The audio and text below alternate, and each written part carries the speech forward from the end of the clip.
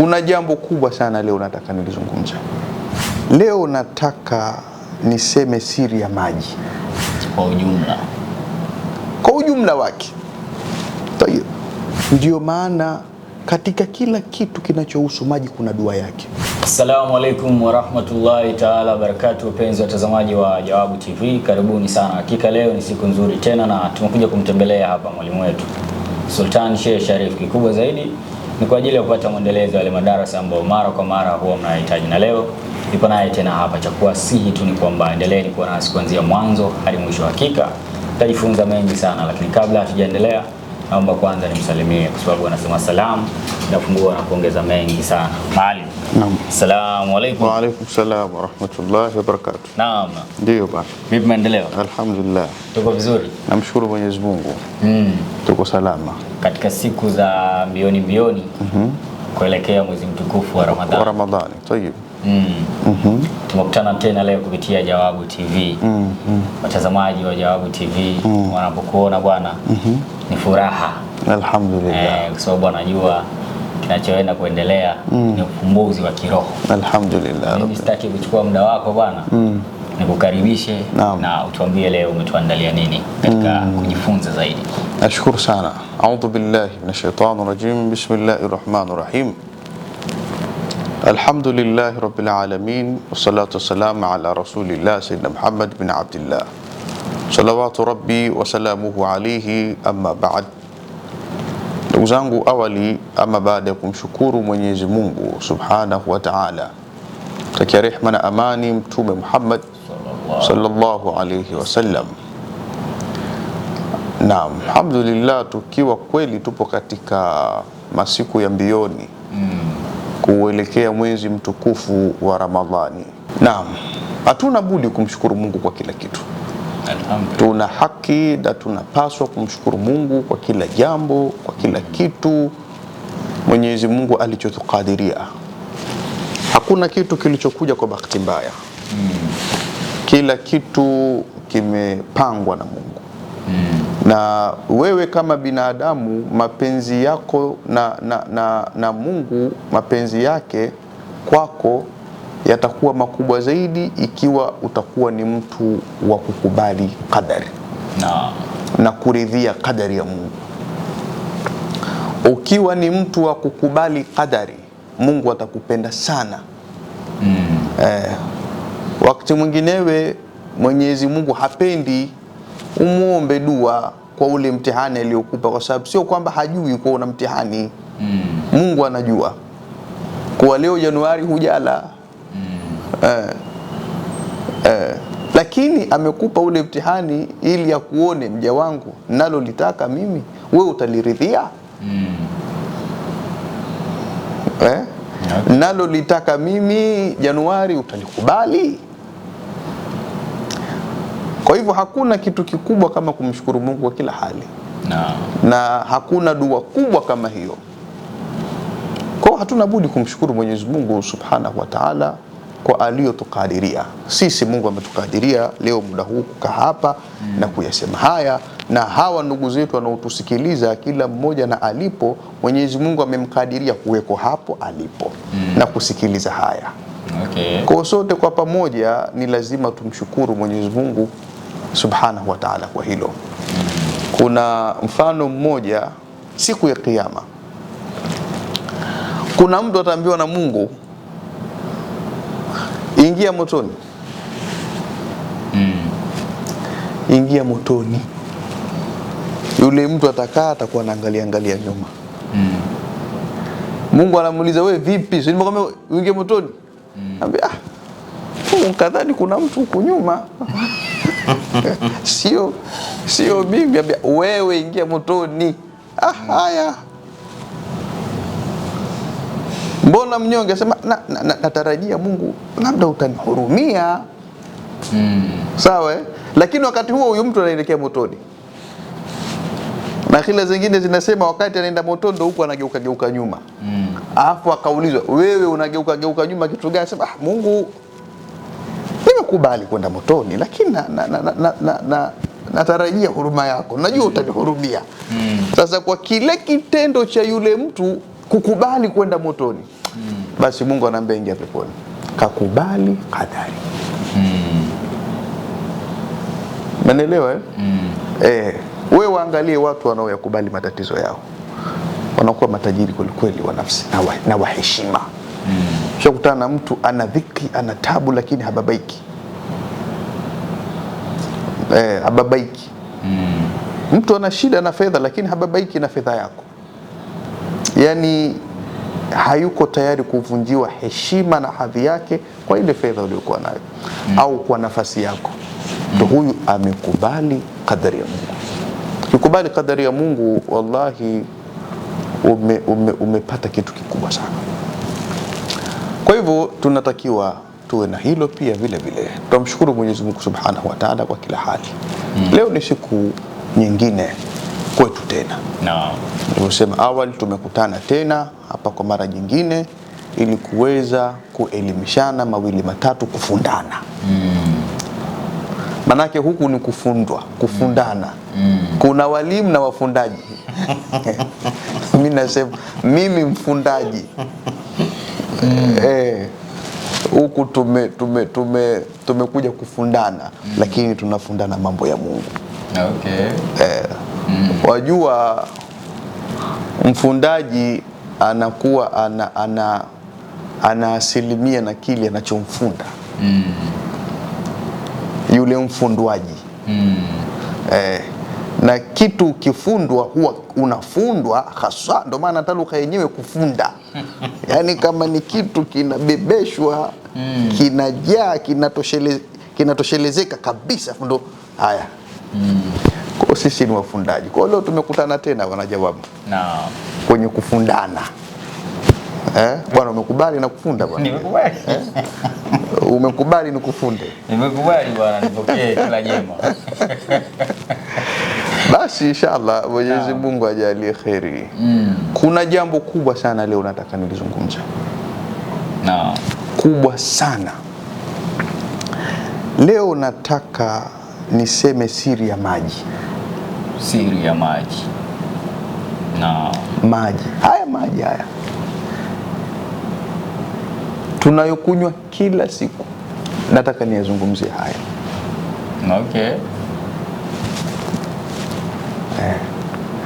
Leo nataka niyazungumzie maji kwa ujumla wake. Tayeb. Maji haya tunayokunywa, kulu washrabu, kuleni kunyweni, katika hivyo vinywavyo na maji pia yananywewa. Nataka leo tuyazungumzie maji. Mwenyezi Mungu Subhanahu wa Ta'ala Jalla Jalaluhu ameumba viumbe vingi sana vyenye maajabu makubwa, na katika kiumbe chake Allah Subhanahu wa Ta'ala chenye maajabu makubwa ni maji.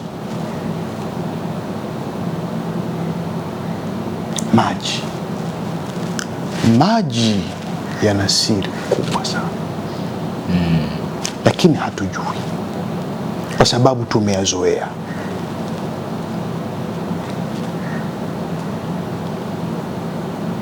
Lakini katika vitu vyenye muujiza mkubwa tena na ni wawazi wazi ni maji. Katika kitu ambacho ilibidi watu tukiheshimu sana ni maji. Tutaanzia padogo. Maji kwanza ni uhai.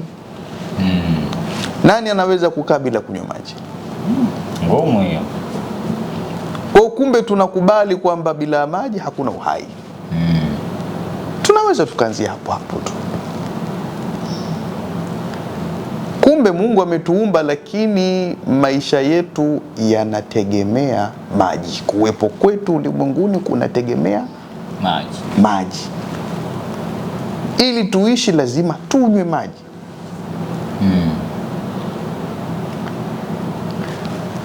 Kwa nini isiwe ili tuishi tunywe chengine chochote?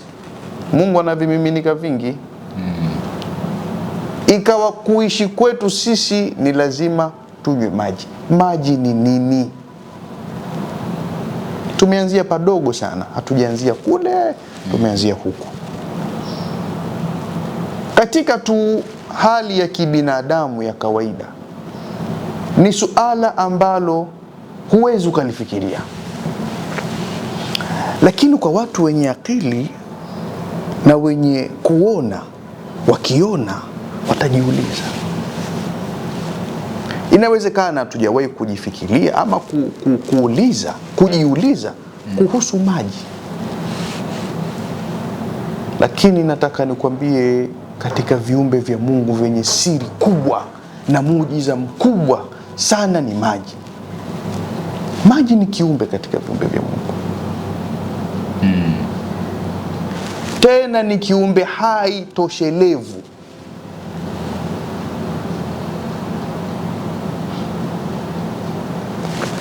Kilichojitosheleza. Mungu ameumba sampuli nyingi sana za maji.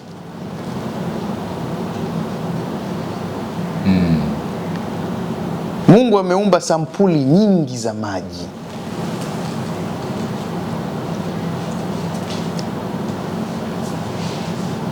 Wengine wakasema ni sampuli 14. Kuna maji aina 14. Okay. Lakini si kwamba ni maji haya meupe tunayoyaona ndo yapo aina 14. Kuna maji meupe ni maji. Kuna maji meusi lakini maji. Ni maji kabisa, na mtu ukinywa unaishi. Na kama una kiu inakata. Ni maji kabisa lakini meusi. Sawa, sasa tunaingia kwenye mambo mengine huko. Kwa kuwa leo tumesema tunazungumzia maji, tuingie huko. Meusi alafu kuna maji, yale maji ni rangi kama ya silver. Sio haya, yana rangi ya silver, kama silver, ile silver, yale madini ya silver. Iko aina hiyo ya maji. Kuna maji haya tunayokunywa sisi. Sawa sawa.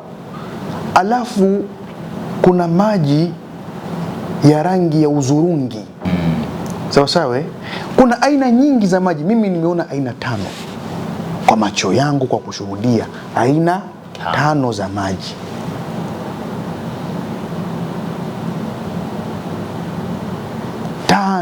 Za maji. Haya mambo tunayoongea ni mambo makubwa sana. Wallahi, Mwenyezi Mungu atujalie na atuongoze. Amen. Sisemi vimiminika, nasema maji.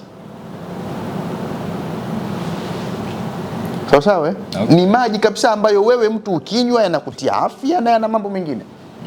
Haya kudhuru. Mimi nimeona aina 5. Haya maji tunayokunywa haya ambayo tumeyazoea, yenyewe yamegawanyika mara 7.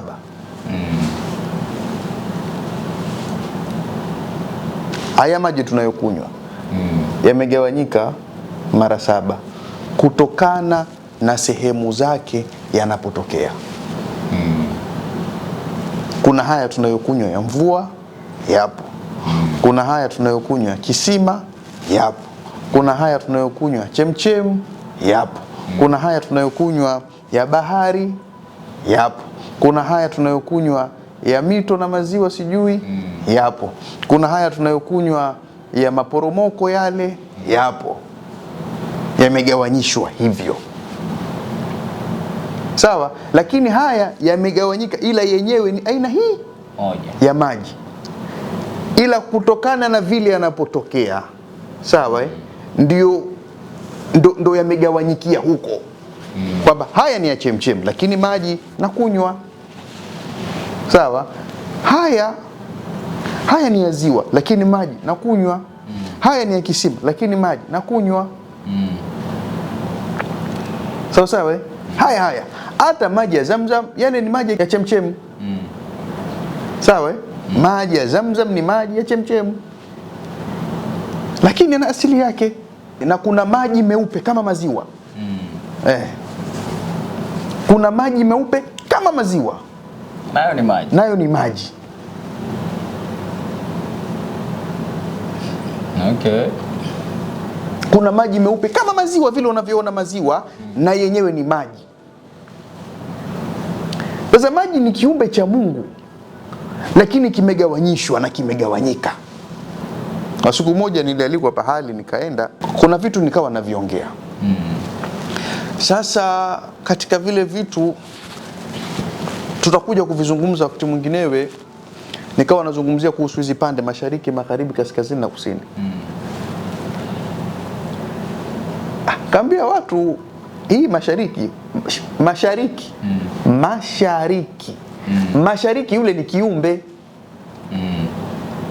lakini upande wake ndio huo. Kwa hiyo kwa kuwa anaitwa mashariki na amekaa upande huu, basi tunatumia huku kupaita mashariki, lakini ni kiumbe yule, ila amekaa upande huo. Wamekaa wale wanne, wamekaa wako watano, wako sita. Sawa? Wako sita. Yuko mashariki, magharibi, kaskazini na huko kusini. Ni viumbe hawa wamekaa, alafu yuko juu na chini.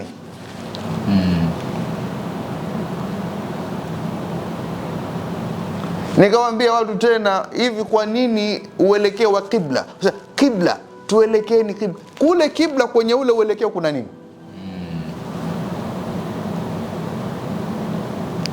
Kule kibla kule kwenye Al-Kaaba kuna nini? Kwenye ule uelekeo ule pale kuna nini?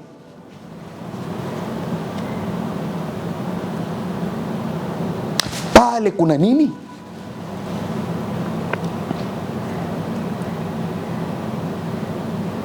Okay. Ili swali niliulizwa na Waarabu pia. Katika madarasa yetu haya yameendaenda mbali, kuna Waarabu walinipigia simu, wakaniuliza ili swali. Wakaniambia, hivi pale kwenye Al-Kaaba, Sheikh, kuna nini pale? Mimi nataka nikwambie wazi wazi, Al-Kaaba sio lile mnaloliona. Pale kwenye Al-Kaaba kuna Al-Kaaba. Nakupa siri juu ya siri. Okay. Ambayo hiyo vitambaa vyake vinashonwa na malaika, sio na binadamu. Vile vya muonekano wa nje wale. Sasa ule ndo binadamu waenda wanashona. Pale katika uelekeo ule, lakini pale kuna Al-Kaaba, na wengine wanasema pale kuna Al-Kaaba la malaika pia lipo, wanafanya tawafu pamoja na lile.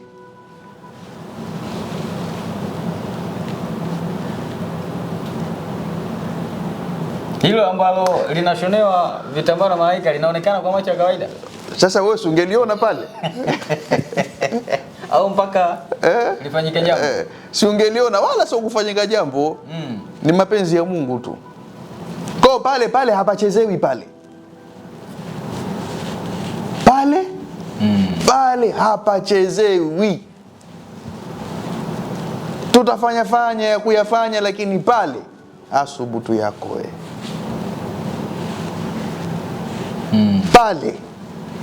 Pale kuna siri nzito kweli kweli, kubwa mno. Ile jengo tunaliona, jengo lipo pale jengo lile, na pale naambia pale kuna misikiti 14 pale, iko pale imeizunguruka ile Al-Kaaba. Vitu hivi Januari tunatakiwa kwanza tuingie kwenye ibada za Mungu sana, kwa sababu tunaongea mambo makubwa. Sababu unajua kuna vitu vingine ukivisikia alafu kuna sehemu kama haujakaa vinakuadhibu. Yaani kuna siri ukishazijua tu, alafu kuna mkao haujakaa wa kimungu, zile siri zinakutandika. Ndio maana haya mambo hayasemwi kwa kuchelea, mambo mengi. Okay. Waislamu wanatakiwa wajue, mimi sisemi kwa fahari au kutaka mali. Kwa nini nitake mali? Au kwa nini nani hivyo? Kwa nini? Lazima tuambie watu Waislamu, Uislamu wao watu wajue na waheshimu. Wakienda pale watu wawe na adabu. Ile ni sehemu ya Mungu kweli. Sasa nikawa nawaambia hata wale Waarabu walinipigia simu, na nikawapa mwelekeo na isharati. Wakaenda pale wakashuhudia, wakaona. Umeona hii hija tuliyokuwa nayo sisi, majini nao wana hija yao. Nasema kutania ni pale pale, na wao pia huwa wana hija yao, wanafanya tawafu, wanafanya nini hivyo hivyo pale pale Maka. Pale kuna siri kubwa pale kuna siri kubwa, la ilaha illa Allah. Pale kuna siri kubwa mno. Unajua pale kuna watu pale wanaenda pale bila hata ya ndege. Wengine wanapelekwa na Mungu. Mungu akikupenda, Mungu anaweza kukupeleka wewe usiku ukaota uko pale Maka, unafanya zako tawafu au unafanya nini, we Mungu anakupenda. Na kama una kitu unakifanya mpaka unaota hivyo, endelea kukifanya. Mungu anaweza kukufungua zaidi, ukaona siri nyingine nyingi zaidi za pale Maka. Pale kweli ni pa kupalilia kwenda, na mtu kupambana uende. Wewe huendi kwenda tu pale. Hawa watu wenyewe hao wanaofanya hayo mambo ya pale, waachieni wao wenyewe pale. Ile hazina ya Mungu pale haiharibiwi, ipo. Pana siri kubwa na pana mambo mengi sana. Namuomba Mungu anipeleke pale siku na mimi niende nikalikamate ile Kaaba. Allahumma, naomba Mungu sana nijalie hilo. Bwana, mimi katika ndoto zangu niende pale dhahiri. Okay. Niende pale dhahir, kalikamate lile chubu. Kwenye dua yako na mimi Mwenyezi Mungu naunganisha. Amina. Hata kwenda pale. Kuna dua nyingine ukiunganishia inakuwa inabebwa kwa inabebwa huo. Kwa hiyo kuna yako na mimi ni huo inshallah. Naam. Kwa bwana pale pana mambo mengi sana. Sasa nikawaeleza wale Waarabu kuhusu pale na kadhalika na hivyo. Pale pana siri shehe. Mungu aweze kukuambia tuelekee pale. Na hivi watu wanapolichezea vile al-Kaaba, wengine Mungu hawezi kukuambia pale kuna jambo pale. Sio hivyo tunavyoona sisi, na mambo ya Mungu ni siri. Yaani kila unachokiona kina undani wake. Kila unachokiona kina undani wake. Nikawaambia watu inna Allaha wa malaikatahu yusalluna ala nabi. Jamani, kuna swala ya Mtume Muhammad sallallahu alaihi wasallam wanayomswalia malaika.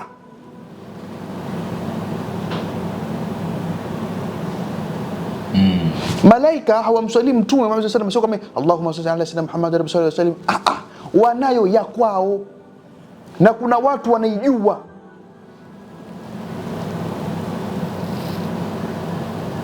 Na wako malaika wao wanamswalia Mtume Muhammad sallallahu alaihi wasallam tu, maelfu na maelfu. Tena inasemekana wao ni wengi kuliko hawa malaika ambao wanafanya ibada zingine. Malaika wanaomswalia Mtume Muhammad sallallahu alaihi wasallam ni wengi kuliko hawa wanaofanya ibada zingine.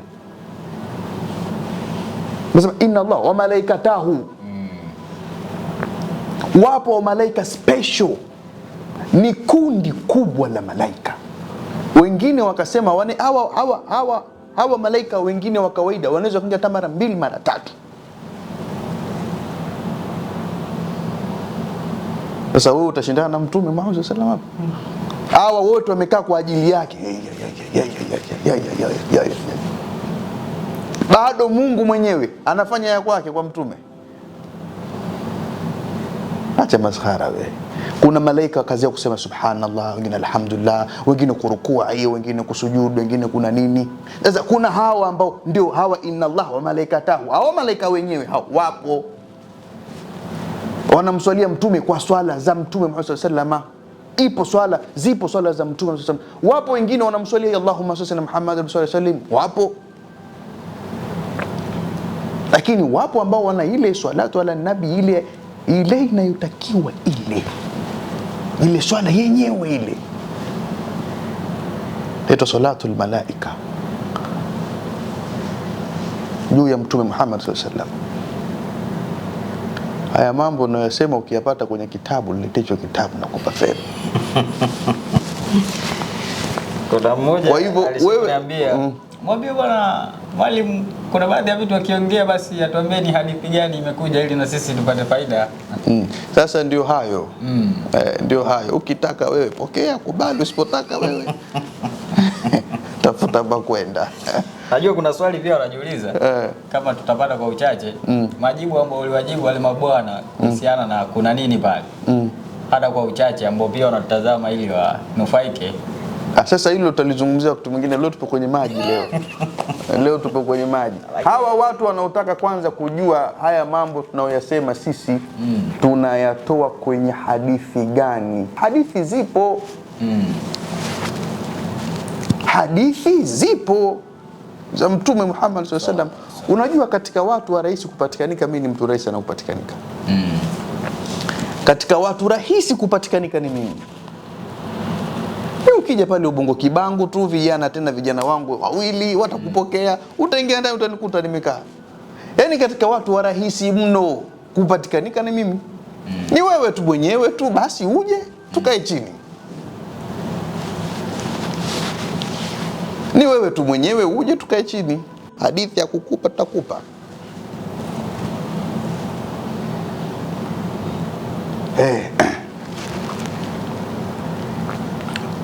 Watu wanapenda vitu vingi wapate kutoka katika hadithi na aya kwa sababu walivyokalilishwa na wenyewe walivyojiwekea. Si mbaya na inatakikana hivyo. Hakika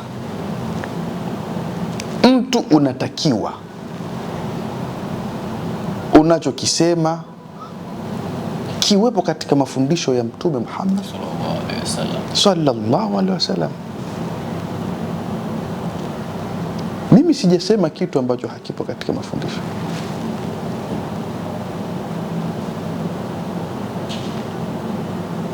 Lakini mambo ya kiroho ni mambo ya kisiri, na tunayasema ili Waislamu wajue. Hakika kikanuni watu hawatakiwi kusema.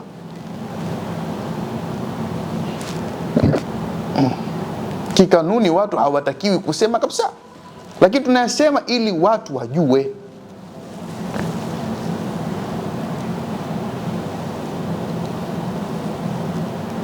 Na ukiyafanyia kazi utaona. Na watu wameona. Watu wameona. Watu wameona sana, wameona mengi, wameona vingi sana, wameona mambo. Sababu ni mapenzi ya Mungu. Lakini mimi usia wangu ni kwamba elimu ya hadithi yale ni mafundisho ya Mtume Muhammad sallallahu alaihi wasallam juu ya dini, sawa, juu ya Uislamu wetu. Mtume hakuacha kitu, hakuacha hata kitu kimoja, hata kitu kimoja hakuacha. Kila kitu kiko wazi, lakini si kila kitu alichokuwa nakifanya Mtume amekisema au amekiweka wazi. Mimi nitawauliza watu, hivi Mtume Muhammad sallallahu alaihi wasallam mbinguni ameenda mara ngapi? Wengi wataniambia ni ile Isra na Mi'raj. Lakini naweza nikaja kuwapa siri, Mtume kaenda mbinguni mpaka kufa kwake mara 14 pia. Mpaka anafariki Mtume Muhammad sallallahu alaihi wasallam kaenda mbinguni mara 14. Wallahi wa billahi. Kitabu gani kimesema Mtume kaenda mara 14? Hadithi gani hiyo?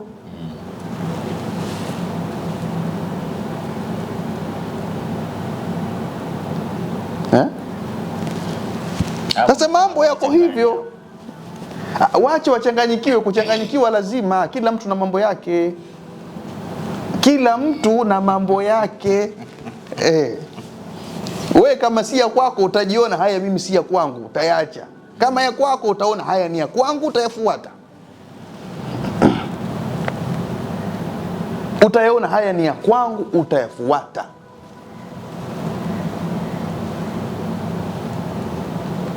Takuja kusema mambo yatawapasua watu vichwa, na watu wanaweza wakakuona hata wewe ni mshirikina, umekufuru, umetoka katika njia ya Mungu.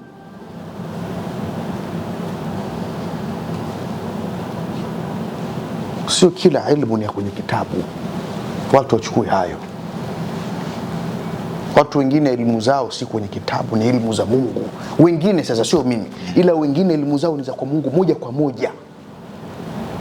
Sio mimi, wako watu hao, na inawezekana sisi tunachukua kutoka kwa hao. Na ukijifungia kwamba elimu imeishia pale, umeharibu. Japo kwa kila elimu imetoka pale. Ndio maana Qur'ani ina sherehe. Mwana Qur'ani ile ina masherehe. Tena kila sherehe, kila imamu ameisherehesha Qur'ani, wale wakubwa wale. Kwa ukiishia kwamba kuisoma tu ile Qur'ani ukaridhika, unapotea. Utaelewa aya tofauti. Elimu haina mwisho.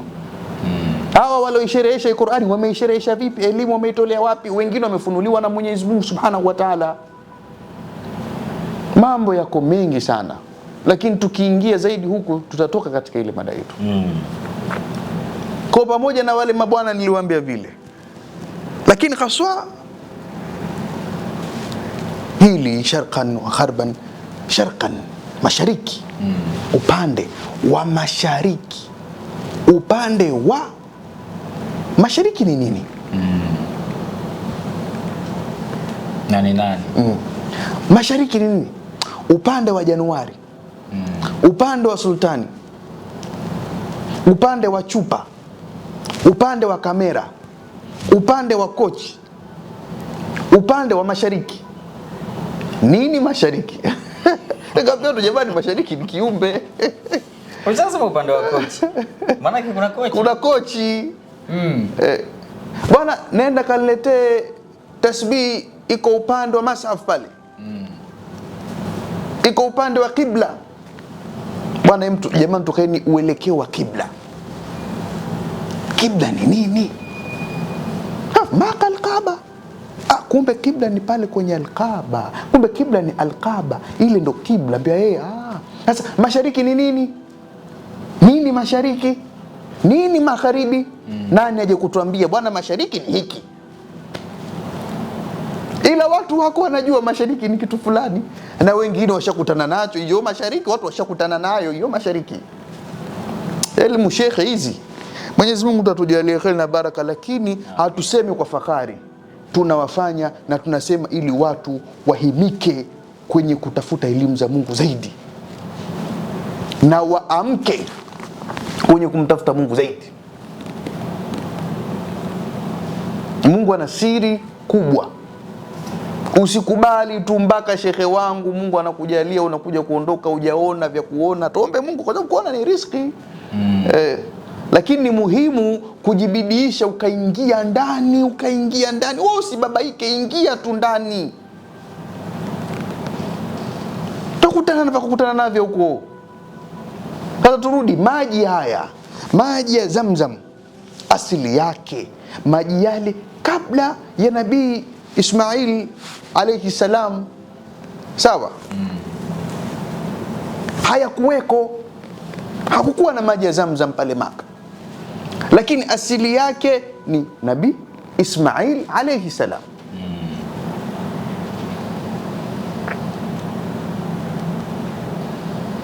Nabii Ismail alayhi salam, niliwaambia watu kwamba ule moto wa Jahannam ulipotolewa ukapoozwa na bahari 7. Ni bahari hizi au bahari gani?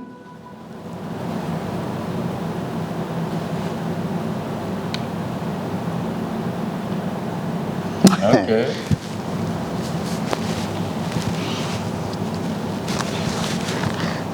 Sasa kabla ya pale yale maji ya Zamzam hayakuwepo.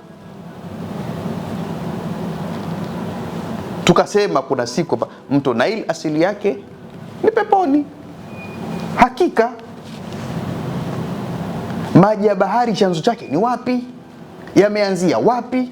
yanatoka wapi, yakitembea yanakwenda wapi. Niliwahi kusikiliza makala moja ya wazungu na wanasayansi wakiyazungumzia maji ya bahari. Sema sasa isee Arab, watu wote tuwaamini hawa kwa tafiti zao walichokitafiti. Hawa wameenda kutafiti kwa vile wanavyoona wao, lakini je, uhalisia ndio huo? Chanzo cha maji ya bahari ni kipi?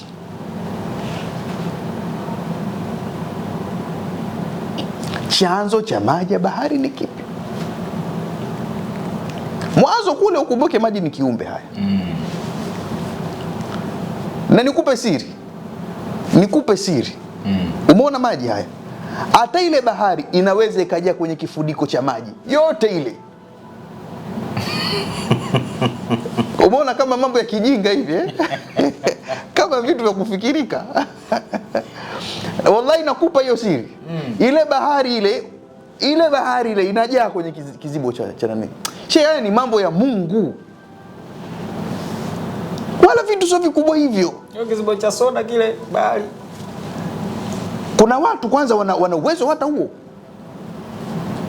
Na kwenye bahari kuna maji mule aina karibuni ngapi sijui. Kwenye bahari kuna visima. Kwenye bahari mule kuna maji haya matamu yapo ndani ya bahari.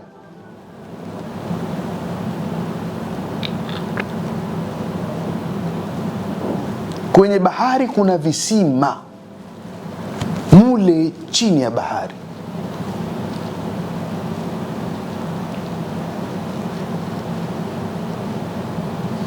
Sasa tutaelezea hayo, lakini lengo ni hili. Maji haya yana siri. Maji haya tunayokunywa haya si kwa ajili tu ya kunywa. Maji haya hayapo tu kwa ajili ya kunywa, ili unywe na uoge, uoshe vyombo, uoshe gari. Hapana.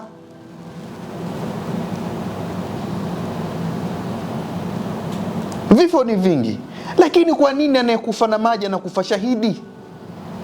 Anayekufa kwa moto anakufa shahidi?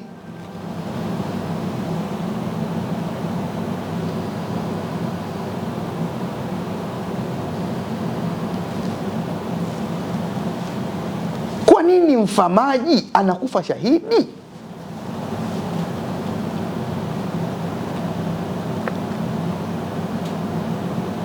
Shekhe, siku tutakuja kuizungumzia siri ya bahari. Ile bahari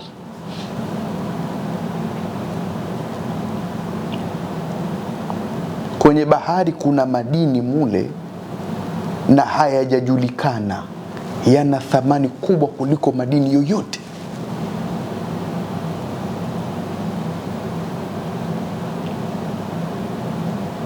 Kwenye bahari kuna vitu vingi kweli kweli sana. Tena takuja kuizungumzia bahari kwa kina. Hata mtu namna ya kuongea na bahari. Vitu vingine ukivisema utaona huyu chizi huyu. Anafundisha watu chizi. Vitu vingine vingi kabisa akilini. Namna gani bwana? Hizi ni siri za Mungu. Kuna watu ambao hawafai, watasikia haya, wanaofaa watasikia haya. Lakini tutapata hata wawili wale watatu watakaoawidhika, watakaoinuka kusema kumbe kuna haya ya Mungu. Hebu ngoja na sisi tuingie kwenye siri za Mungu.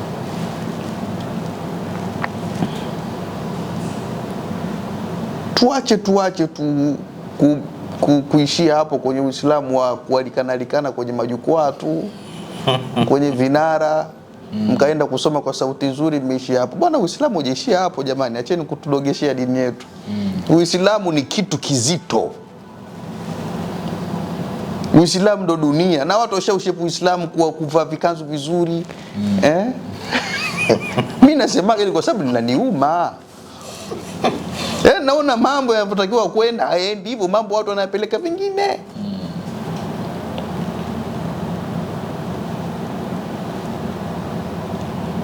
hivi wewe kweli unasema leo hivi kweli mtu kwa kuwa anajua Qur'ani, anajua kusoma tu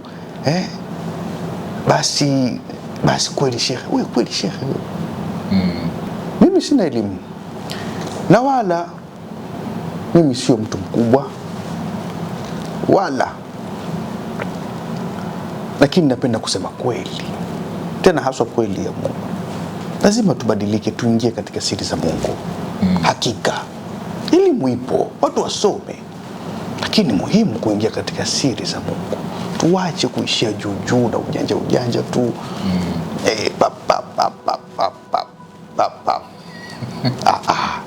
Haitakiwi mambo kama hayo bana. Kuna mambo mengi sana tutasema, labda waje watu watuzuie kwa vikubwa, ndio tutasema tutasema na watu wananipiga vita. Allahu samad, la ilaha illa Allah. Watu wanapiga bwana, watu wanapiga lakini ubaya Mungu anachowafanya wengine Mungu anajua mwenyewe. Elimu na hizi ni faida, tunageana faida, tunageana faida ili tukastafidi, tukapate faida. Sasa tuendelee. Maji haya tunayokunywa haya leo, nataka niwape watu siri ya haya maji. Kwanza, maji si yako mengi. Ukishayateka, kile ulichokiteka pia ni kiumbe. Sehemu yote. Ndio maana katika kila kitu kinachohusu maji kuna dua yake. Ukizishindwa basi bismillahirrahmanirrahim, hata moyoni. Kwa nini mtu kujitoharisha kwake iwe ni maji? Ili mwanadamu asafikike, basi atumie maji. Kwa nini?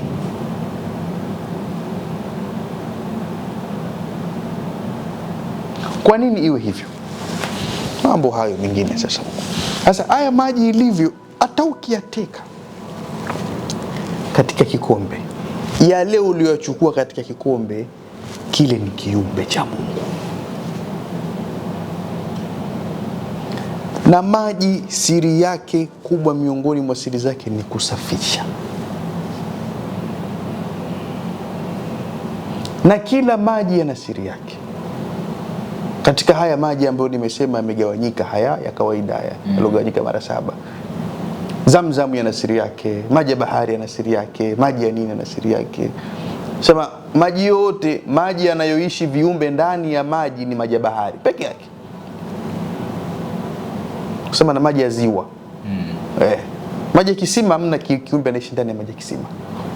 Maji ya chemchem, mito, hakuna kiumbe anaishi ndani ya mito. Pembezoni mwa mito viumbe wapo, lakini sio ndani ya mito. Ila maziwa na bahari ndio maji pekee wanayoishi viumbe. Na maji wanayoishi viumbe wengi zaidi ni maji ya bahari kuliko hata maji ya maziwa. Tukisema viumbe tunamaanisha majini na viumbe wengine wa Mungu wengi. Maji ya Zamzam mna kiumbe anaishi, hata samaki hakuna samaki anaishi katika maji ya Zamzam. Lengo ni kwamba haya maji, mtu ukichota haya maji, umechota kile ni kiumbe cha Mungu. Watu walioingia ndani katika ilmu huwa kabla ya janywa anaongea na yale maji, au Mungu nakunywa maji haya ili kujitosheleza na kiu. Na maji unaweza ukaiambia nataka unitosheleze miaka 4. Kuna watu shio wamekaa miaka 4 hawajanywa maji, wapo, na nina ushahidi huo wa wazi. Yuko mtu amekaa miaka 5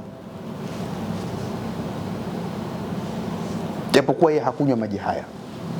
Kuna maji hayo alikunywa yakakaa ndani ya tumbo miaka 5, hasikii kiu, hapati kiu cha maji. Sasa haya ndio lengo langu kuyazungumzia haya maji ya kawaida. Maji haya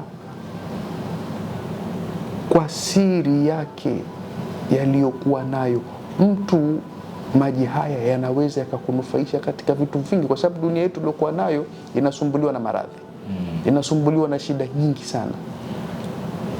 Maji haya kabla ujanywa yasomee. Kabla ujanywa, hata uwe na kiu vipi, yasomee na tia nia.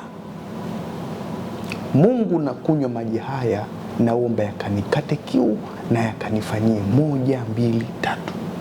Maji haya kawaida, kuwa na kawaida hiyo. Hata unapokoga, Mungu unakoga maji haya sawa sawa, masafi, unayasomea yale maji, kama ni Ikhlas 3 na nini labda, na hata salatu ala nabi 3. Mungu nakoga maji haya, naomba kaunawirishe mwili wangu, kanisafishe ndani na nje ya mwili wangu, nisafikike niwe na nuru yako. Alafu koga, utanawirika shekhe. Ndio maana maji ni haya haya, lakini kuna kuoga janaba, kuna kujitaharisha, namna ya kuoga zimegawanyika. Sawa. Na kuoga haswa mtu atakayeoga kama vile unavyoga janaba vile. Umeona vile? Kwenye mambo mengi mtu atakayeoga vile. Oga vile, upande huu, upande huu, upande huu. Upande huu, upande huu, upande huu. Oga vile. Na unapokoga pale pia fanya mambo yako. Soma Bismillahirrahmanirrahim, unasoma kama ni dua fulani, unasoma, nakoga upande huu, nakoga huku, nakoga huku. Na ndio vile pia mtu utakiwa kuoga uchi. Kuoga mtupu. Istiri. Sema hata ghafla ameingia Simba shekhe. Inakuwaje bwana? Okay. Istiri alafu koga. Uwezi ukawa unasoma Qur'ani alafu ukawa vile, ukawa haujajistiri. Istiri alafu koga taratibu. Ongea na Mungu, ongea na Mungu. Wengine hata hufikia pahali wanaongea na maji, wewe maji ni kiumbe cha Mungu, ni msafi, mimi ni kiumbe mwenzio wa Mungu. Sasa na kuomba kwa uwezo wa Mwenyezi Mungu Subhanahu wa Ta'ala, kama kuna kitu chochote kichafu kilichopo katika mwili wangu ambacho mimi sikioni, kisafishe. Koga. Lakini wewe nisaidie hilo, mimi nakusaidia kukugea maneno ya Mungu matamu, na kusomea wewe na kugea zawadi ya majina ya Mungu au ya Qur'ani kwa ajili yako. Unaniambia maji, alafu unachukua unakoga, au unachukua unakunywa. Kwa idhini ya Mungu, ukitia nia na ukayafanyia dua haya maji, maradhi uliokuwa nayo utapona. Kuna bwana alikuwa na kidonda kikubwa sana mguuni. Nikawa namwambia, wewe kazi yako tumia hivyo, chukua maji, ongea na Mungu kwanza, alafu ongea na maji. Alafu chukua maji, chukua kitambaa kisafi, chukua cheupe katika kile kidonda. Mpaka kapona. Na kidonda kile kimefunga, na kidonda kilikula mguu. Haya maji. Na kwa mfano kwenye kusoma kabla ya kunywa pale, na kusoma maalum au dua yoyote, hasa Qur'ani, soma hata Ikhlaswi nini, kwa idadi ambayo utaweza, kwa idadi utakayoweza. Hiyo ni njia ya kwanza. Lakini pia haya maji yanaogopeka sana. Sawa? Maji yanaogopeka sana.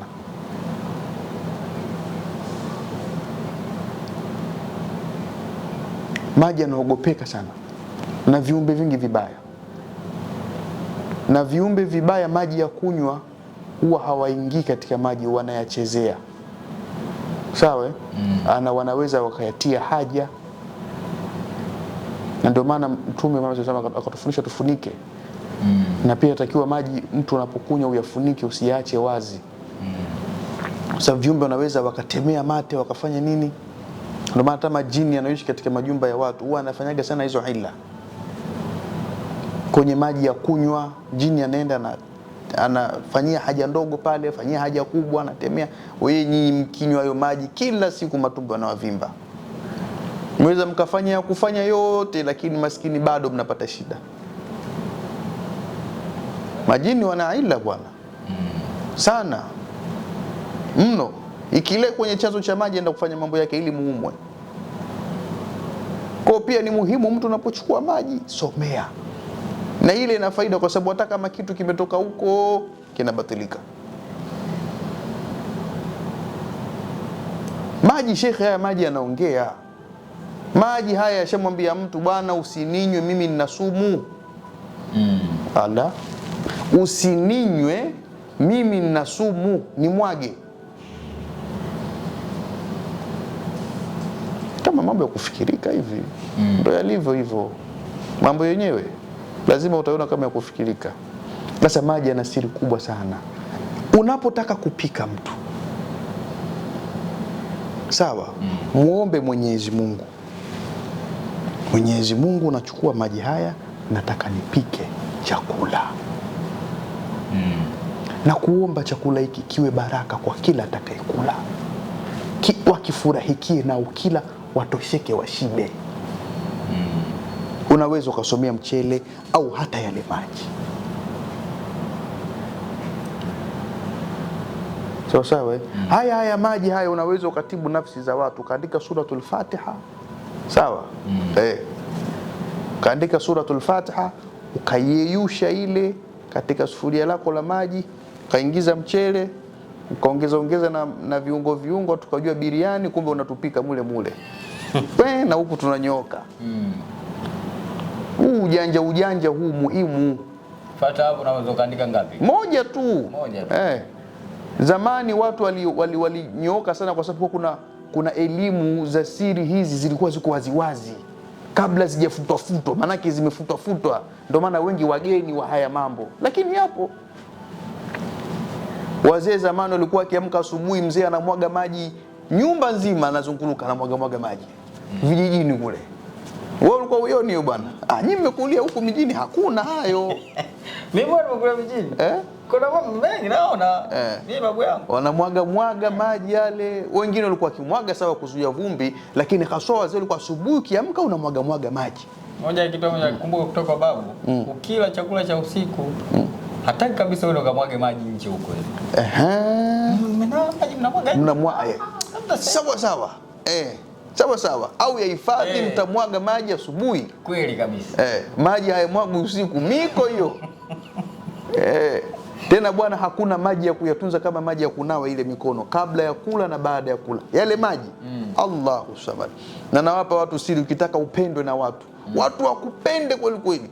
Yale maji ambayo kabla watu hawajala na baada ya watu kula, yachukue yale maji, nenda kaoge. Unayachanganya na mengine na maji ya kawaida. Nenda kaoge. Kila atakayekuona na kuchekea tu. Jana wa D2.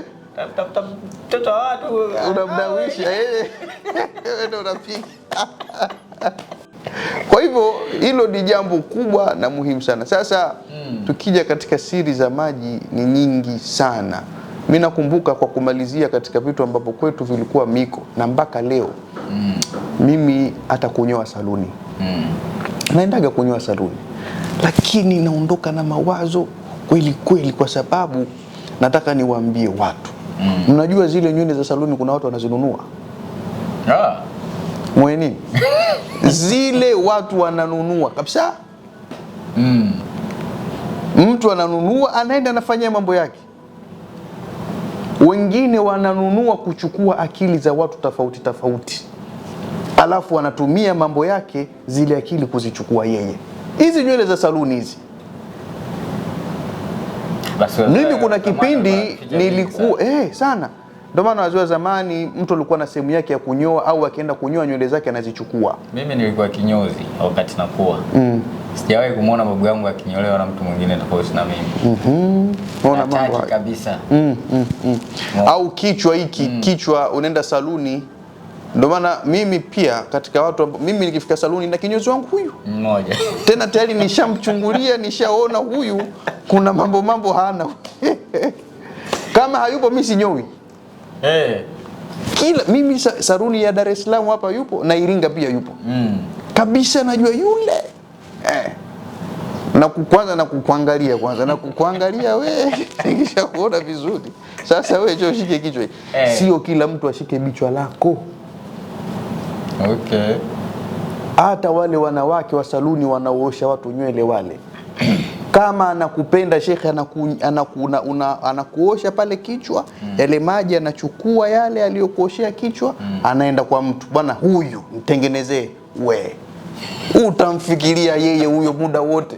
Shangaa mume wako kuna saluni hiyo aachi kunyoa.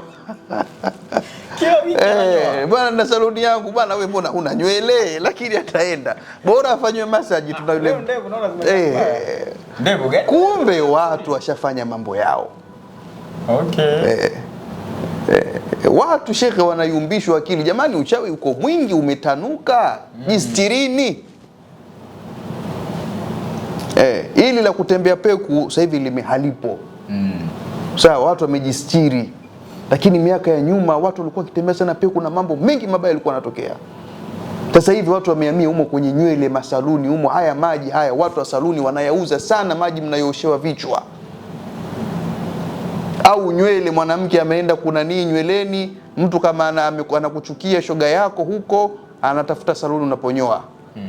Unaposukiwa, anamwambia tu yule msusi wako, sasa bwana wewe fanya mpango nipate. Kuna watu shekhe wanataka mali, mtu anaenda anachukua nywele tu za watu wa saluni pale, una hili wala lile, mtu anachukua nywele zile aenda anazifanyia huko, anakutoa kafara bila wewe kujijua safari.